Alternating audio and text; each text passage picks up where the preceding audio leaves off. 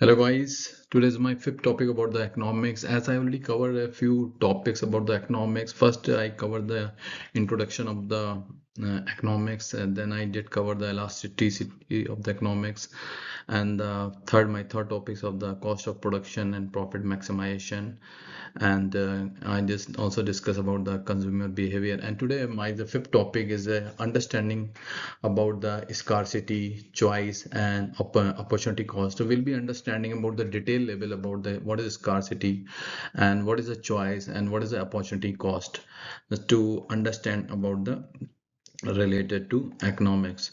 So before doing, we need to understand why does economics even exist. It is because of the scarcity. The scarcity is very important term of the economic, and we'll explore scarcity, how it forces choices, and what opportunity cost really means. And the famous production possibilities frontier, like that's a ppf graph, that is all together that we need. When we understand all four things, like scarcity, choices, opportunity cost, and ppf, like a production possibility frontier, then we have a complete picture about the economics. So now we'll jump into my second slide, so it will give a more good understanding. So when you look at this one, four understanding about the second slide, the four factors of the production. So when you see this picture, there's four things I mentioned. That's a land, labor, capital, and entrepreneurship. So what is the meaning actually? The central program in all economics is scarcity. Scarcity does not just mean like enough stuff. It means society's resources are limited. We know like some few things are very limited, while human wants and needs are essentially unlimited. Like you can take the example of oil, petrol, and gases are very limited, but human wants unlimited, even growing. We want basics for survival plus better, like a plus better for phones, travel, education, healthcare. Wants keep expanding, but resource don't. So these something, it happens imbalance, and because we have unlimited desire and we have a finite the difference between unlimited desire and versus finite means. So now I have categorized into two things. Resource come into two types, we can easily understand here. Free resources, like free resources we already know, like some like air or sunshine. These are the free, anybody can take. We don't have to pay for the air, we don't have to pay for the sunshine. So that's all the free resources. And the other scarcity, we need to understand like where the resources were involved and we need to pay the money. These are the limited relative to what people want. Even if it is free, almost everything we use falls here. So here I just talk about the, when you look at my second slide, like a land is not free. Even if someone, if you hire to someone for the labor, you need to pay. And third is the capital, entrepreneurship. So all are the things. These are the four factors of the productions. So land means all natural resources like fertile soil, farming, minerals, oils, water, forest. The reward for the using land is called the rent, if you want to use the land. And labor, what is it? Labor is related to like a human physical or mental effort, from factory workers to doctors, teachers, programmers, rewards. So we need to pay wages, we need to pay a salary. So these are the labor. So these are the again scarcity economics come. Third point is capital. What is a capital? Man made for tools or equipment like machines, factories, trucks, and computers, infrastructure like roads and internet. And so what happened when you made it? So you get some interest. That's a capital. And the last point is entrepreneurship. What is the meaning? The special human talent that brings it all together, organizing factors, making decision, innovative new products, tech, spotting opportunities, and taking the risk of the losses. So what will be the reward? Like it could be profit, it could be loss. So entrepreneurship are the risk taker, like starting a business or in inventing apps. So when you look at this diagram, scarcity, important point thing we need to understand, scarcity is a permanent and universal. It is always there. We don't need to be confused it with like a shortage, which is a temporary. Like example, a shop runs out of iPhone at the current price, but producer can make more. The scarcity means even if the price drops zero, there is still not enough to for everyone who wants it. So that we need to understand what is the meaning of the scarcity. So this is a scarcity. Now so we can easily understand what is the difference between the four factors of the production. So now I will jump into the my third slide, so where we'll explore more about the choices and opportunity cost. So here I've made a very clear diagram about the scarcity, and these are the good diagrams, so we can easily understand scarcity, limited resources, unlimited wants, economic choices. So because resources are scarce, total output what we can produce is limited. We can't satisfy every want at once. So scarcity forces choices. Everyone makes these choices. Individual, sometimes what happen individual, they might be study or save money or spend. Firms like produce more phones or laptops. Government build more hospital or road, spend on defense or education. So scarcity leads to the three fundamental economics question: what to produce, how to produce, and for whom to produce.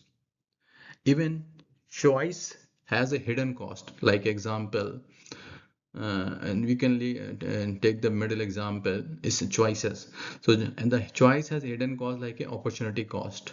So opportunity cost is the value of the next best alternative you sacrifice to get what you choose. It's not money, it is measured to foregone goods, services, time, or enjoyment. I'll just give you the real life example. If you spend $20 and 2 hours at the movies instead of studying, so what will happen? The opportunity cost is better grades or knowledge you miss it, because you have given your 2 hours time for $20, but you didn't do any get any knowledge.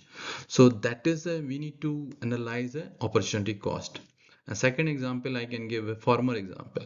Farmer chooses wheat over a corn. The opportunity cost is the corn crop for corn.